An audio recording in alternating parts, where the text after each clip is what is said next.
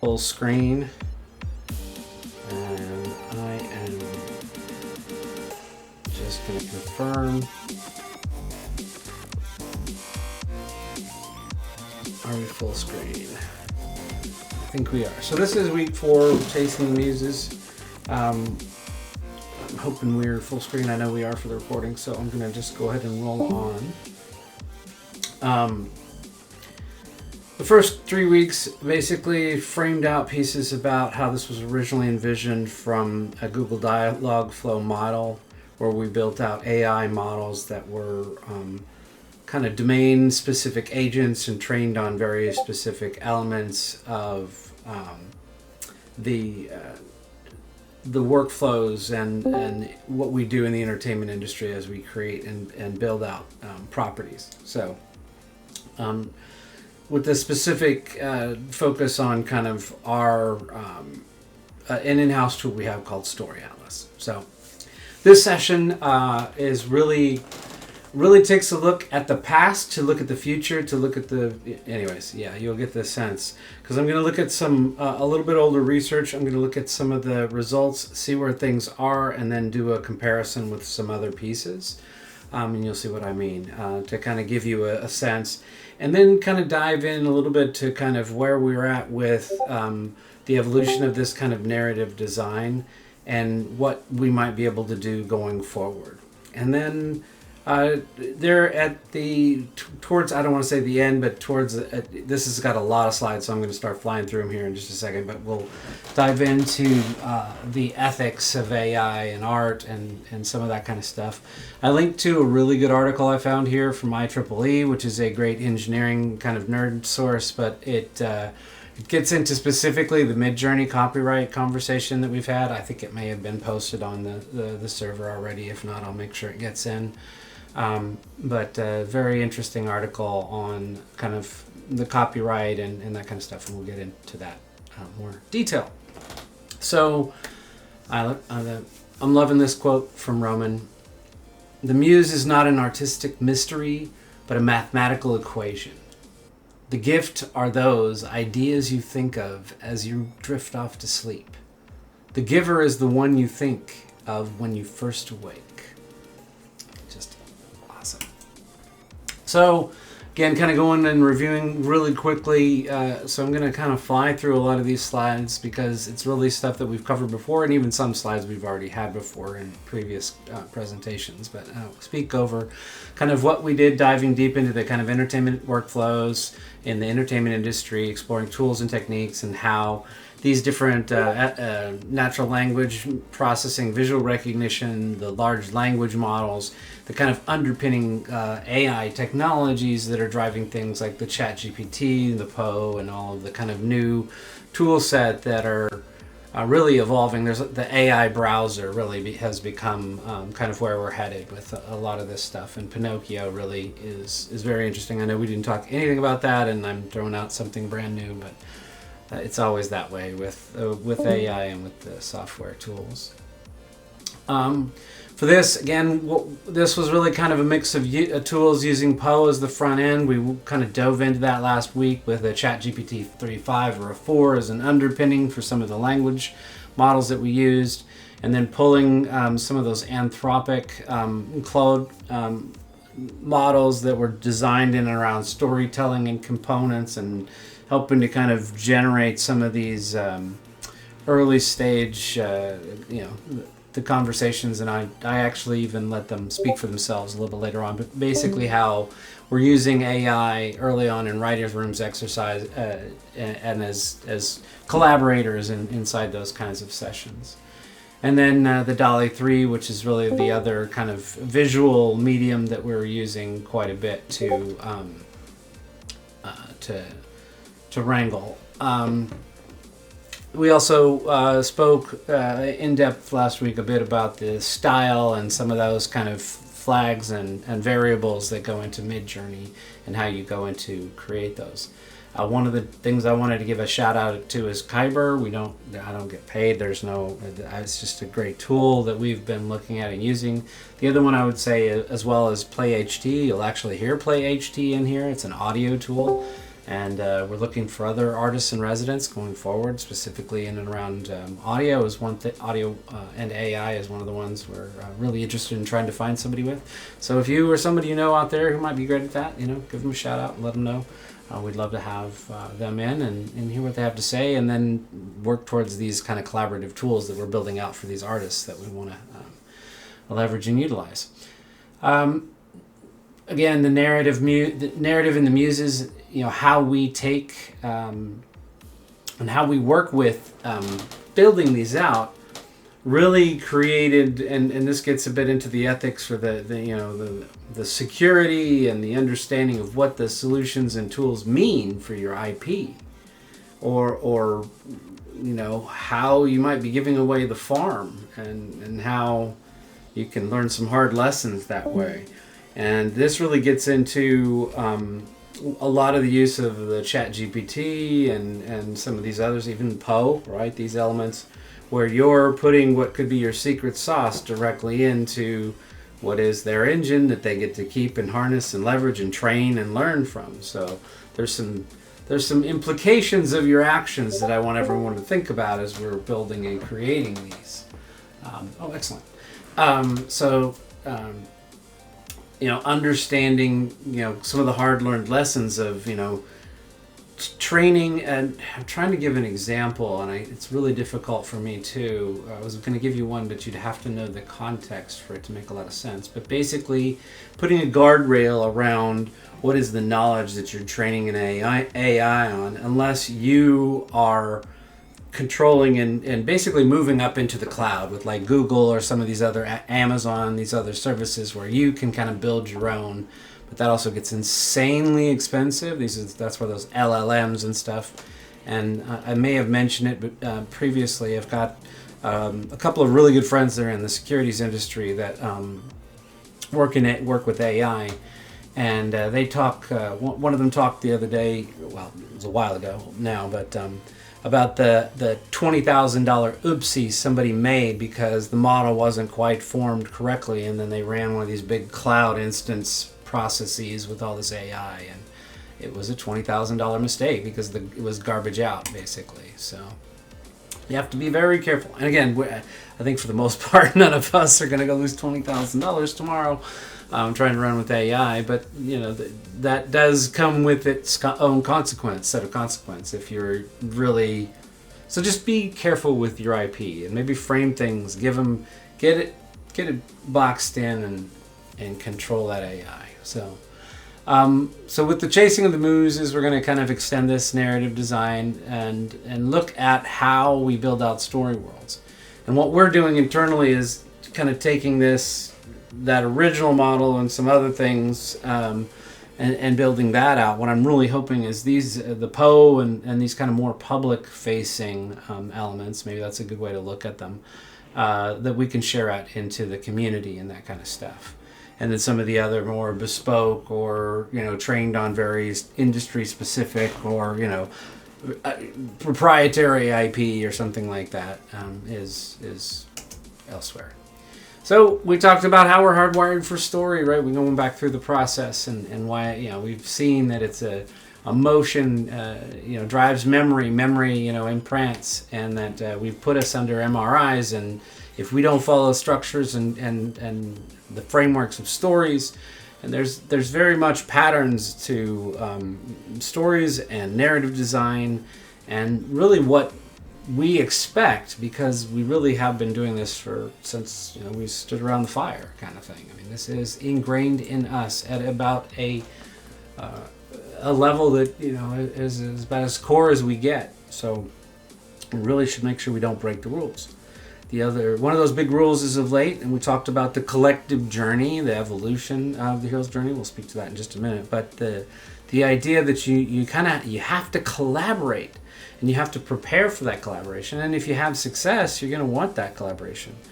I can't remember exactly what the context was, but I believe it was Jack White speaking about the Creative Commons and saying, his hands were tied. He literally, until Creative Commons came around, did not have the legal capacity to be able to collaborate with certain artists in certain ways. So those, sometimes you have to create. There for a long time, we had to kind of create rules to be able to do that. Now we have a lot of rules. We see the audience behavior, this kind of collective journey that we need to really understand.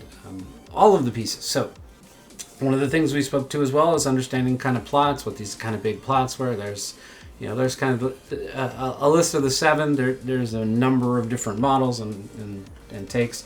One of the more interesting ones I've seen and keep coming back to is there was a AI process done on Vonnegut's architecture of a story, and they trained it, and they did some really interesting stuff. And that's one of the ones I'll try to dig up the link on and get that into the Artist in Residence channel. But they did some training where they literally took Vonnegut's structures, and they're like, yep, he was right.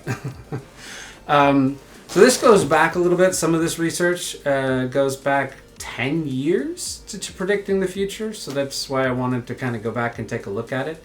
It has held pretty true with a number of elements, and what audiences were asking for back then, I believe it was only amplified. So I did want to kind of quickly kind of go through some of this stuff, and as well kind of speak to that new audience. We've talked about this kind of collective journey. I've been teaching and preaching this idea that this has been navigating. This is back when we used to watch television at a certain time on a certain channel, and we just stopped doing that. Is when I first kind of started proposing this idea. So for me, this is an old idea and maybe a new idea to others, but the idea of navigating interactive media beyond linear experiences, right? We all do this all the time now. So this is kind of the paradigm shift, and in my feeble attempt to give it a name. So here, a lot of this research comes from this Latitude study that they did back in 2012, 2013. Latitude is around. They've kind of continued. They've done some updates to different stuff. But they basically literally asked the question, how would you like to experience stories in the future? And what they got was basically they found a framework, and in that framework was immersion, interactivity, integration, and impact. And I think if you look at the successful things when it comes to what on a marketing or what has had impact from those kinds of using AI or augmented reality or these kinds of metaverse things, right? Why is Roblox just killing it, right? Like some of these things that are happening and we're seeing in our media really kind of does fall into this framework that they did display to us back in about 10 years ago. And it is interesting that they do seem to have fallen into these buckets, but we haven't even kind of scratched the surface. We've just gotten started on what really can become and where we're headed with the basically iterative, in my humble opinion, iterative AI replacing the internet as a layer can take us to this way in a very interesting. So 92% said there's a real opportunity, and when asked about brands and just the impact, and a lot of this stuff comes from some research as well for old clients and things like that we were using, but I felt that it was very apropos. And so when people are using or basically leveraging these types of techniques, the fact that 36% will be more likely to buy, and I think that's only proving out when there are good instances of the use of technology and how we leverage it, that you will see that an activation and money follows if it's done well and done right. And it's not to say that all implementations of AI or any of this stuff is done well, because a lot of it isn't. That's a big part of what we've been talking about. So you have, how can you integrate? And this again, this is a bit of a rabbit hole with branded entertainment, but it does tell you about how the landscape now, and I think at this point it becomes a collaboration with the brands, and how you as a creator might fit into this landscape is really how I wanted to lay it out for this group and this offering. More so than I would for a commercial client of mine, or Intel's or something like that. So thinking about how as artists we fit into this, offer a unique experience in real world, right? And you see a lot of this, or flipping the script on that. The Fortnite, the giant show in Fortnite that really kind of set the stage for, and this is, again, I can't even hardly believe I'm going to say this. I want to say that was 2 years ago now. The Travis Scott, the Fortnite event. It just created that kind of seminal moment where the conversation, the money, the interest, what brands, commercial work, those kinds of things, where you can, as an artist, really you kind of have to lean into the commercial work to kind of keep the bread and butter on, the bread on the table and butter on it, so that we can go and do the things we love. Is really the only way I've been able to get it to work, and that's not easy oft times. So we built this epic tool, Story Atlas. Most of the folks that have been at these before have seen. We've talked a bit about this. Just FYI for our community, there's a channel on the Discord server where you can go, and the videos of the previous sessions exist in there. They're on YouTube as well. They're shorter segments. And then I'm staying on as the director of the Artist in Residency program for the Future Proofing Creative. For the organization. It's been a very long day, very long month. After this, I'm going to help to formulate. We want to put together some tools and some resources, and this is part of what we'll put together for you guys. And out of the Story Atlas, really the core idea there is to help understand, wrangle, and manage story worlds and distribution and stuff. So with large clients and studios and things like that, trying to keep track of all these parts. So the parts of story, diving a little bit deeper this time around and thinking about it from the aspect of how would one train an AI on these types of things, right? So it's kind of, here you go. This is a model of the hero's journey. This is Campbell, kind of Campbellian boiled down into a circular sphere. I normally have references. I'm not quite sure where this one got pulled from, and I apologize for that. The call to adventure, supernatural aid. This is Star Wars, and you can go through a whole litany of stories. There's a whole bunch of articles written by a lot smarter people than myself on kind of how that process works and this flow goes down. But what really we've looked at is the evolution of this, like I've said, the collective journey and how that's processing through. But really, what are these kind of points where knowledge collects or information gathers that might make sense to put AI to, and at large scale, and what we might do with these things. There's a lot of debate as to what we can do and how much structure we can put in. To that end, this is Ingrid Sundberg's chart that she used to kind of break down that traditional arch plot, 3-act structure. Socrates, and we've been there for a very, very long time, and this is, you absolutely have to follow these kinds of structure at their core, right? So the core elements of how you do it. There's a bunch of breakdown here. We've talked about the different stuff, and then once we move into the kind of second part of the session, we'll get a little bit more into a little bit more of the secret sauce, if you will. But here you go. here's kind of, we took a robot's journey, we kind of compressed, what is this much longer list into a kind of flow for how stories and patterns work, and look at how we might apply those types of things, right? So that, where we are in the story, how that fits, what sort of action needs to be, where is this a moment of conflict? Is this a moment of joy, of resolution? Those kinds of things that you look at as you're looking at the patterns of a script or a story over time. Character analysis. This is another big one where there's a lot of things out there. I heard one of the most brilliant things from this PhD on archetypes and story probably 10 years ago that still sticks with me.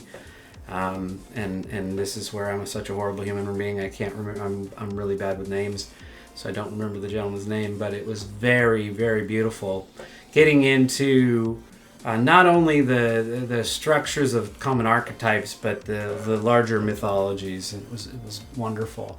But really, there is a kind of hero type, ego, these different caregiver, lover, jester, outlaw, these archetypes that exist that are very common throughout story that you can measure and map.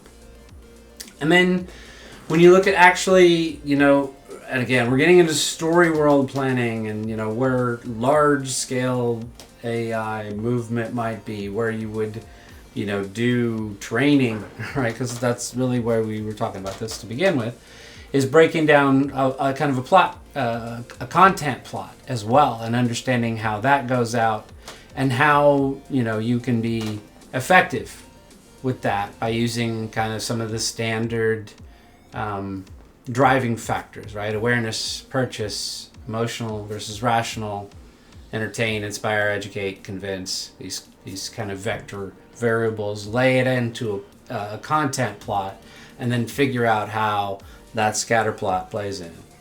Hey, just some ideas for probably a little too much TMI, as some people might say, but this is week 4, by the way, sorry. So, but here you can see how in a larger kind of transmedia narrative, we take time of the story, and as especially a story that's going to play out over time, that may be integrated with a larger campaign or other story, I should say channel components, right? So being able to map a campaign based on, there's awaken. Well, there's an awareness, right? That you're right. So we've done this with Intel. We've done this with a bunch of different folks where we kind of map in frames in and around how, and again, campaign is a good way to look at it. I know that a lot of that stuff has a kind of brand and there's a bit of a corporate or, commercial aspect to it. But it works in an IP or like a channel or other methods as well. Just to keep that in mind. So the other, you can write the best story in the world, but if it sits in a book in the middle of the woods and no one reads it, well, you got a problem. And so you got to get your advocates and you got to build your audience. And really, this is very, very telling. 90%.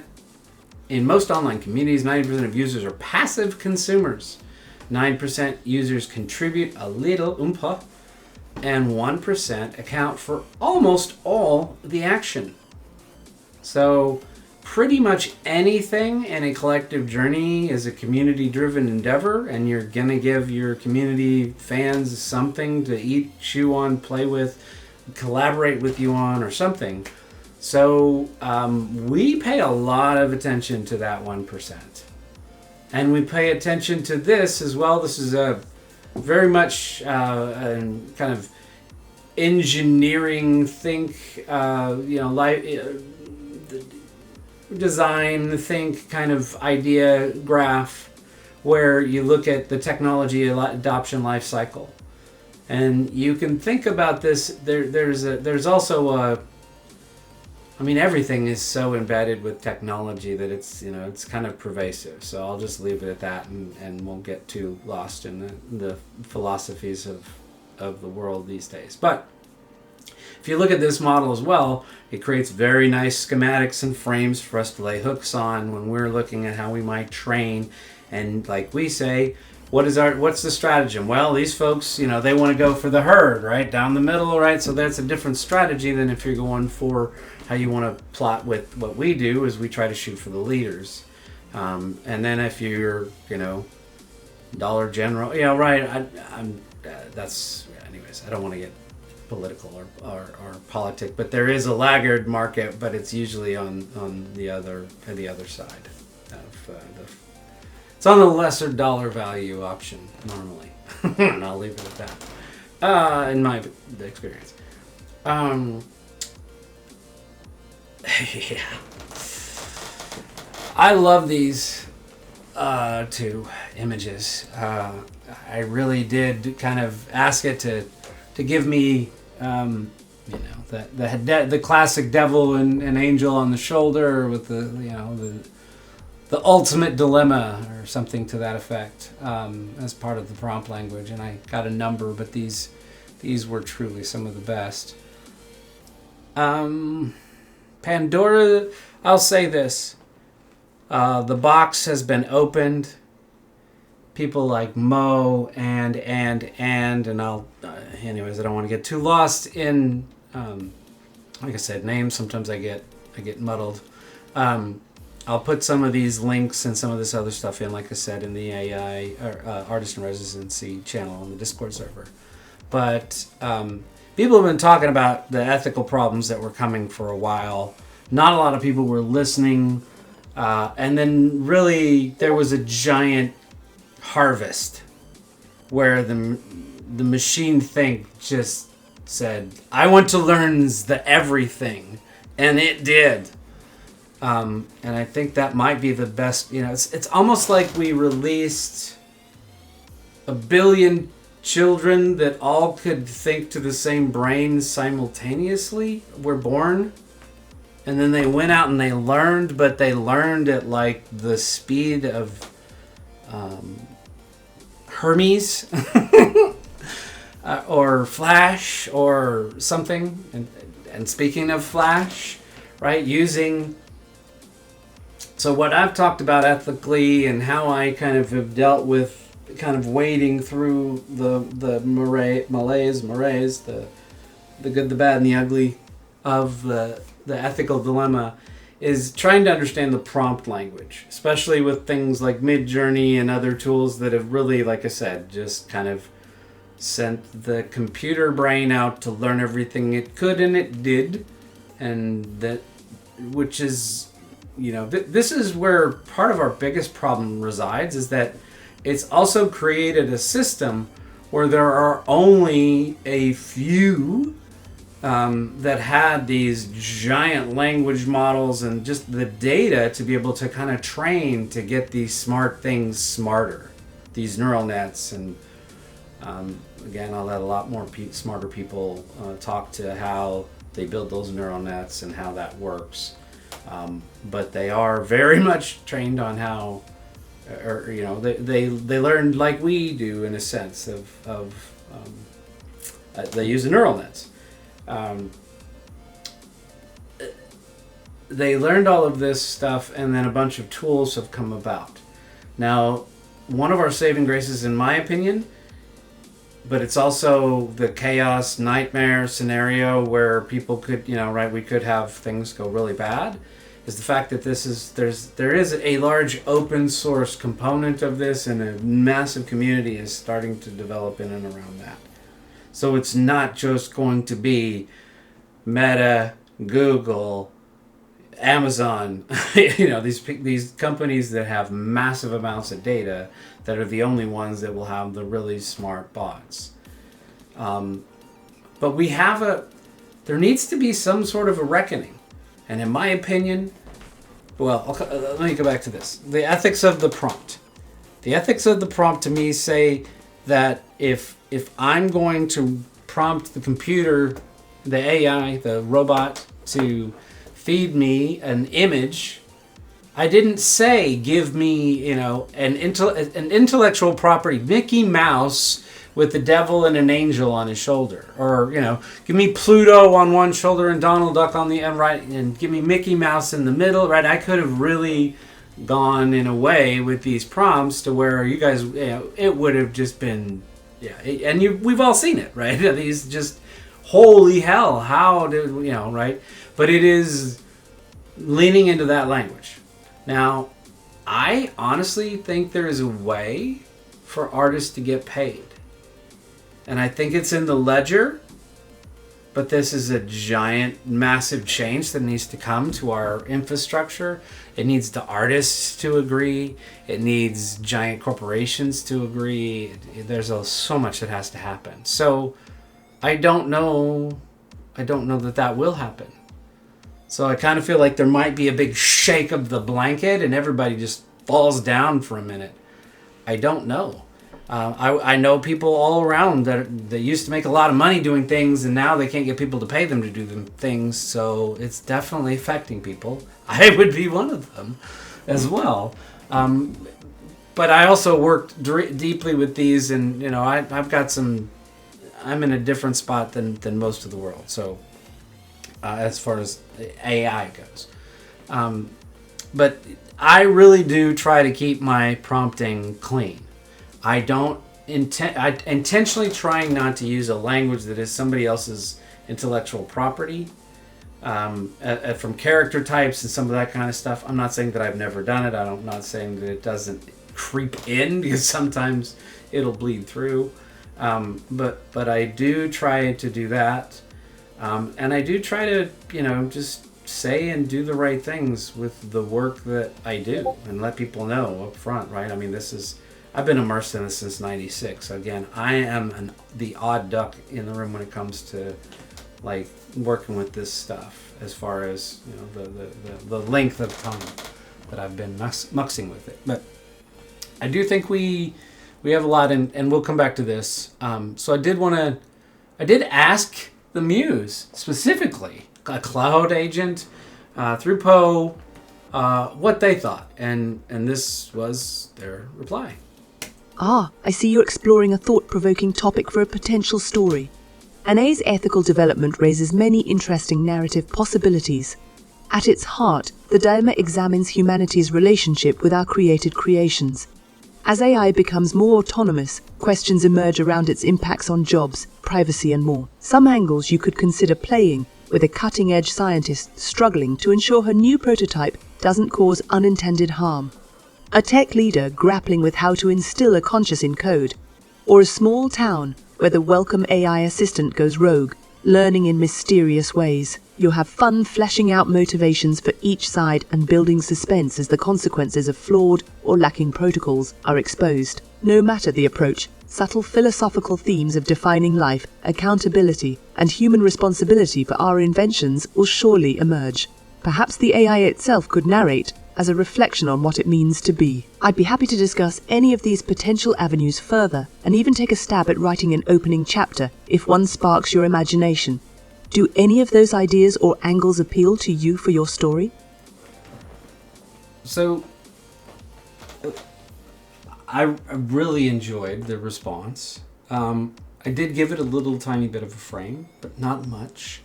Asked it a pretty straightforward component, and again, I can get the prompt and the language and stuff. We do this a lot, and in fact, sorry, this is a side tangent, but this is completely relevant to this conversation.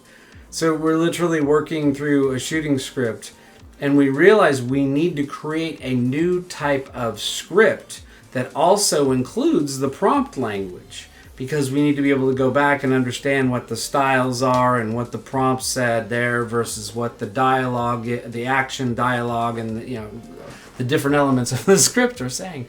So we're having to create a new script type that includes AI. So very interesting. But asking AI about storytelling AI to tell you stories about the ethics around AI, and it gave give something to chew on. So it's definitely something that I would want to explore further, potentially. What was really interesting with me, especially in conversing in these writers' rooms with multiple AIs, many for a while now, and kind of creating these exercises and these frames that we work through, it's how much more now, and again, this is probably Cloud and GPT-4 leaning in, but where they're questioning back to keep the flow going, just like another human would prompt me, right? They're giving me the prompts next as well, which is, a little bit of, a little scary, a little fun, a little, a little interesting. So I want to say thanks to Motley Crue Media, to Future Proofing Creatives, all the stuff and all our sponsors for everything. Let's connect next week, February 1st, 3 p.m. PST. We're going to have part 1 with Frank Yu. I wish I had more details to give you. I'm going to make it like it's some super secret, and we're trying to keep it that secret, but the reality is the cycles of connecting have been an issue because of some things that have happened in my world and everyone else's. And as we can see, Chris is knee deep in it right now live, so we probably don't want to make one of these the same day as a live event as well in the future, but note to self. And so, we're going to move into that part of the presentation. For those that you've been here before, this is the part where the secret squirrel shows up and tells everyone not to take flash photography, and gives you a little bit, talks about how MIB will come and flash you if you attempt to share this material, and we've coated it with nanoparticles, and you'll be caught shamed in front of a live audience. So please don't share this. So I'm going to dive a little bit deeper into crafting the narrative in the story Bible. Actually, I'm going to take a minute and see if anyone has. Well, first I need to kind of come back because I don't even know where we're at. We've got 4. If there are any questions or anything going on right now? Want to talk about anything before we move forward? Hope everybody can hear me. Hope everything is coming through okay. My only issue is seeing. Oh, I think you may be on mobile. Sorry, I haven't seen the chat until just now for this window because I've been doing the presentation. But yeah, we'll definitely get a full form, and we're going to get the rest of the pieces put up. So the cut down pieces before the secret squirrel stuff are all on YouTube, and then we have the full pieces that I think we're going to share with the community. So let me go back and kind of finish it out so we can get to it. All right. So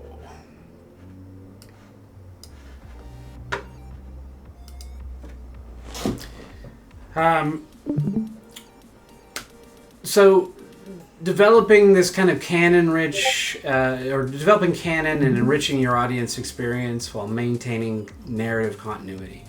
This is the crux and bane of my existence. This is an issue that I found 20 plus years ago as a writer trying to manage and wrangle things in the world of media and how crazy it is. And then learned from great people like Gomez and Jeff Gomez and others about things like story Bibles and what that means. So here it is, ladies and gentlemen, boys and girls, children of all ages. Your source for this is literally J.K. Rowling herself. This is the Harry Potter Story World Bible Start.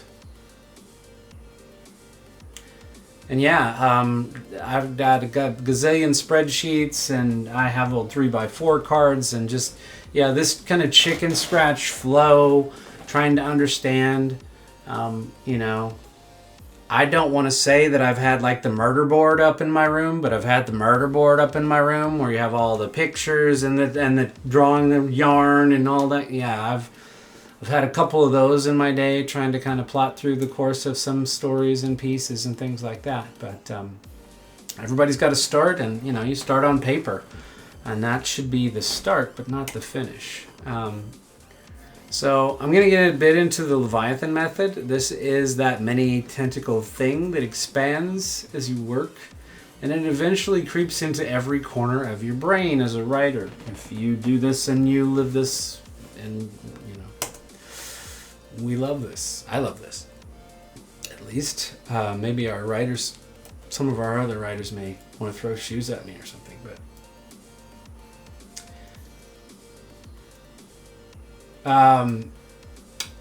so we break the construction of a Leviathan. And by the way, I think I mentioned this in the earlier sessions. I should probably go back and give some context. The Leviathan was designed as a year-long writing program and exercise to build out a story Bible and story worlds from a collection of writers and science fiction and just a bunch of great people. What we've done internally and what I've done for years is I've kind of taken this with Socrates, right? We've just kind of went through the structures, all these kind of pieces together that kind of end in a much larger data structure, and then we run through these types of exercises. So you run through scopes, characters, antagonists, protagonists, the conflict, and outline. Right, all the way through number 10, which is flora, faunal, historical accounts, short sketches, visuals, outline, a day in the life, and what they, finishing up, right, as this processes.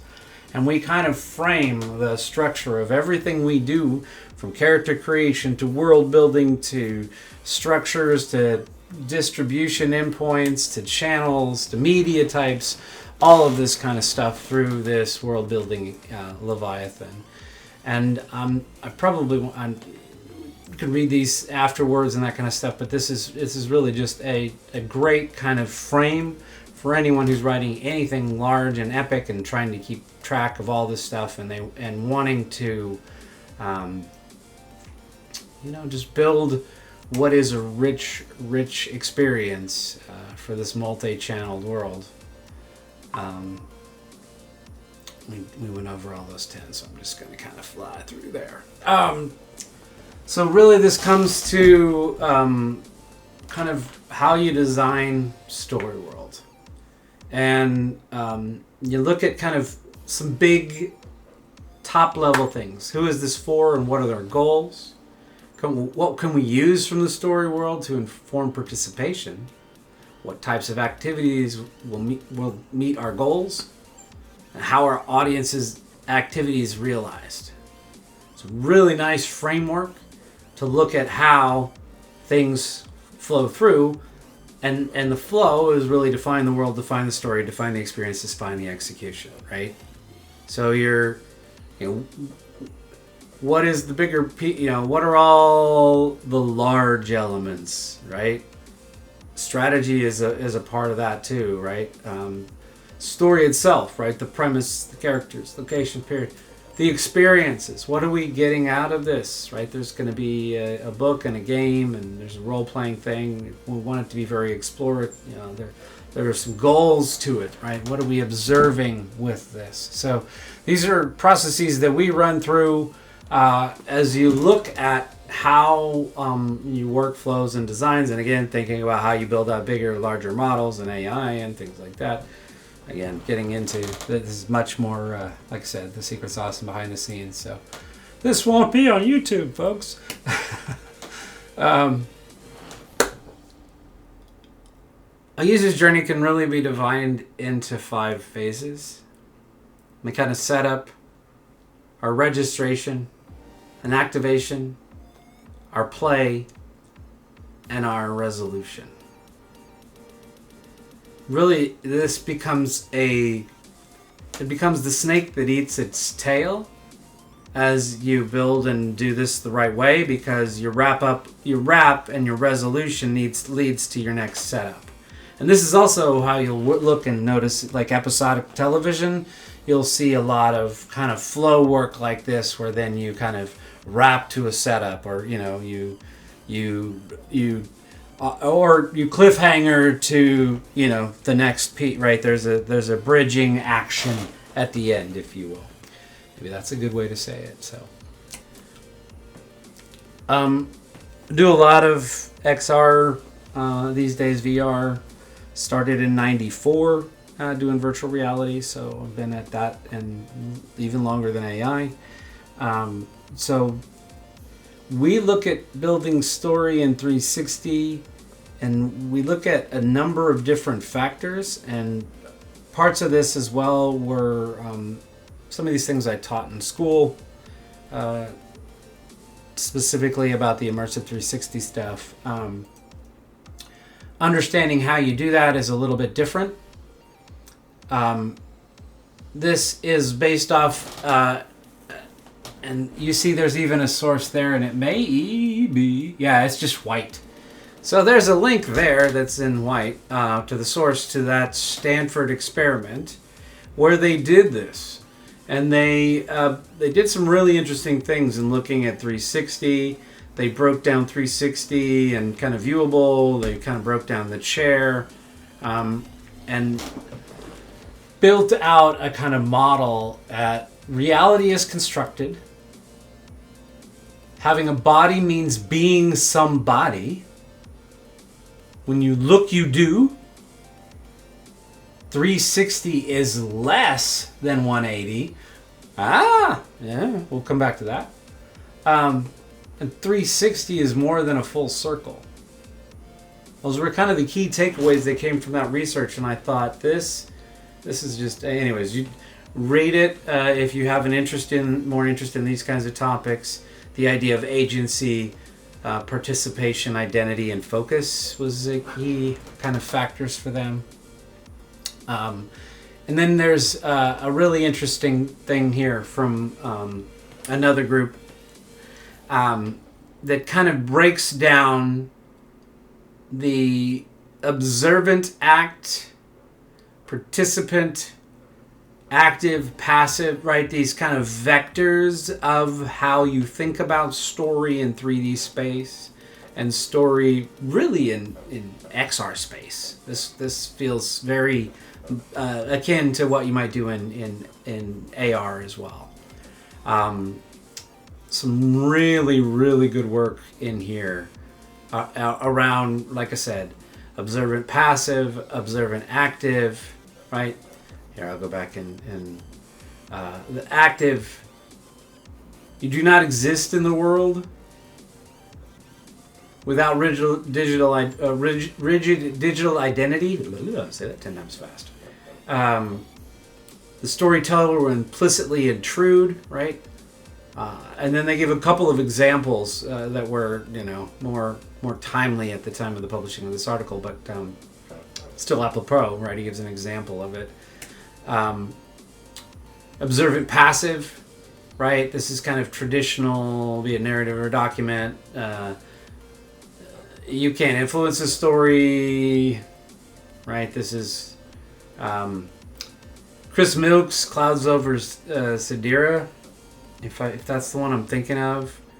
That was pretty amazing. It was a really early VR experience where he put you, I believe it was in a refugee camp. It was very powerful. Participant active, you exist. You are a part of the world, right? So, again, participant active, you've got lots of different options and links and things. Participant passive, maybe, it's a little bit more controlled, restricted. You're not being asked of things. You may be a functional bypass, a bystander, or you get in the roller coaster, kind of thing. There's some others. If you look at it as an experience framework, they've taken it in this kind of 3D vector that's very interesting. So locomotion, the reality, the interaction, your free movement by a fixed point, a passive observer as an active participant, and really being able to kind of plan and plot cameras and thinking about all sorts of different things. The active participant, this is the dream, right? This is I did a little bit of consulting with them, the Void, back in the day. It's basically location-based entertainment. But they had a great backpack. They've got an amazing tech stack. They were bought by Disney, so I think they'll be back in some form or another.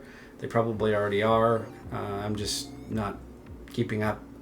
But basically, mobile backpack. That was the Ghostbuster experience that the Void did. It's really fully immersion, fully sensorial. They integrated a lot of like the haunted house tropes and things like that. There was a heat lamp as you came out of the cave. It would get hot inside and this was inside a big room. You're inside VR gear, goggles, helmet, gloves, the whole 9 yards. This idea of a passive observer, again, just thinking about when you're starting to look into XR and VR and these really the kind of next generation story pieces, there are a lot of things you can do, and there's a lot of things you shouldn't do. One of them is in VR, from having done a bunch of work in this, and I gotta be really careful here, because there are definitely things I can't talk about. The intimacy, getting into somebody's space, maybe that's a better way to say it. Getting into somebody's space and bringing something in, unless you're using it as a mechanic and you're doing it correctly, and maybe a love story to lean in for the kiss or something like that, it's going to feel intrusive or wrong. And sometimes it can feel a little odd or offset if you're just the camera on a stick inside a scene, right? You got to think about a lot of these types of things. Anyways, I've gone a little bit too far down this rabbit hole. But this is... this is the good stuff, as Chris would say. There are really, what's interesting is looking at 3 layers of immersive design in UX. You've got sight, sound, and touch as a kind of core elements that exist inside your environment, your directional, and your user initiated as these layers that fit within. And if you've ever been in an Atmos theater or in a really good VR sim, you're going to know that the audio experience and some of that kind of stuff. And then if you've ever been in a void, a VR experience where when the ghost goes through your chest, you feel that vibration and you get that visceral touch, the haptics that come. It changes the game. It really, and it allows, honestly, a sloppier graphical design is much more effective when you integrate the other senses in the right way. The idea is to kind of bring this world to life, thinking about things like your avatar as a UI. Anyway, lots of deep think conversation that came from this group. Punchcut, that's who did these deeper thoughts on the VR and the immersive that we've used, and honestly, it's great. Types of VR experiences. You've got a diorama. You build a 3D scene. It's a simple third-person perspective. You've got a first-person experience, right? You're immersed. You're a freely moving avatar, but you're your game controller. You can walk around and explore a virtual scene. Interactive virtual environment. Things, the ground bounces when you turn on does the waveforms as you play the music or whatever. Kind of riding on rails, that's definitely the roller coaster. You think 360 media, the big panoramic GoPro type things on steroids where you're, the Sphere in Vegas, these massive immersive type of things. And then social VR is really becoming a more and more a real thing, which is, when you start to think about multiplayer and multi-people. So, again, this is looking at, what is a much larger and a deeper, and like I said, things that we're doing, these are not things at a scale a lot of folks are even attempting, but I thought I would definitely give a little peek at some of our secret sauce to our community, because I think that's part of why we're here. So one of the things I'm going to do now is I'm going to jump into the creation, and I'm going to go right up to the point of pushing the button. And remember what we talked about with the training of the bot with certain things, and understanding where intellectual property resides and some of that stuff. There's been a few things called out, and what we might do with some of the training data sets and how that might work. And anyways, there may have been a conversation with legal. I might have talked to some lawyers at some point, and they may have told me, be nice, or be good. Be good. That was what they said, not be nice. I don't care if I'm nice. So I need to still put a domain framework around her for some specialized skills, and do put some of those guardrails up that we talked about. So I'll take us through, we'll go to the point, I'll show you how in Poe to do this. I know most people probably don't even have Poe, so that's the other reason I was like, yeah. And then we'll share out, right? I'll make sure everybody in the community knows, and then we'll give everybody access that has Poe, or we'll maybe do some sessions where people want to do something with Poe or something, where as an artist in residence, if somebody gets sick, I don't know, we'll figure this out. But like I said, we're trying to build a collection of tools and people that can help. So maybe like a office hours kind of thing or something. So we're gonna feed Calliope in and actually make the muse here. I'll jump back out. We'll see if there's any questions, and then I'll jump over into Poe, and then kind of show how that's framed out, and show where we would put in the extra pieces, and talk through the kind of finishing piece, and then I'll open it up, and at that point we'll call an end to the final one.